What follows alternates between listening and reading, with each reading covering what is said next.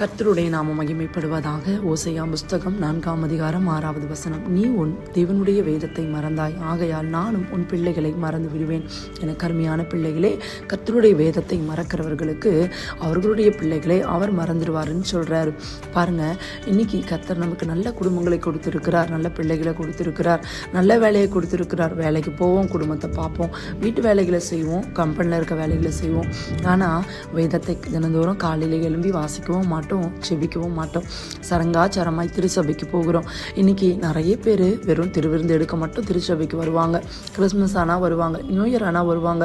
மற்ற நேரத்தில் கர்த்தர் நல்லவர் தானே, சபைக்கு போலனா ஆண்டவர் என்ன பண்ணிடுவார் அப்படின்ற எண்ணத்திலேயே தன்னுடைய காரியங்களில் கவனமாக இருந்து தான் வீட்டு காரியத்தை மாத்திரம் பார்த்துட்டு இருப்பாங்க. இன்னைக்கு அப்படிப்பட்டவர்களுக்கு தான் இந்த வார்த்தை.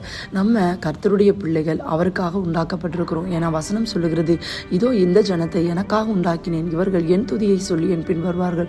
அவரை பிரேஸ் பண்ணும்படி தான் இந்த பூமியில் உங்களையும் என்னையும் கர்த்தர் படைத்திருக்கிறார். இன்னைக்கு குடும்பங்களை பார்க்கணும் அவசியம்தான், வேலைக்கு போகணும் அவசியம்தான். ஆனால் எல்லாவற்றிலும் முதலாவது தேவனுடைய ராஜ்யத்தை தேடணும்னு வேதம் சொல்லுகிறது.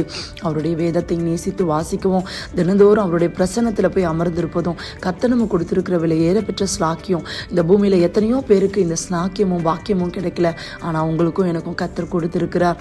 இந்த நாளில் நம்ம அதை மறந்துட்டோம்னா நம்ம பிள்ளைங்களை மறந்துடுவாராம். இன்னைக்கு பாருங்க, நம்ம உலகத்தில் நமக்கு எது நடந்தாலும் நம்ம தாங்கிப்போம், ஆனால் பிள்ளைங்களுக்கு எதனா ஒன்றுனா நம்ம தாங்க மாட்டோம். அதனால தான் கர்த்தர் சொல்கிறாரு, உன் பிள்ளைங்களை நான் மறந்துடுவேன்னு. இந்த நாளில் எச்சரிக்கையாக இருந்து மனம் திரும்புவோம். கர்த்தர் நம்மை ஆசீர்வதிப்பார். God bless you.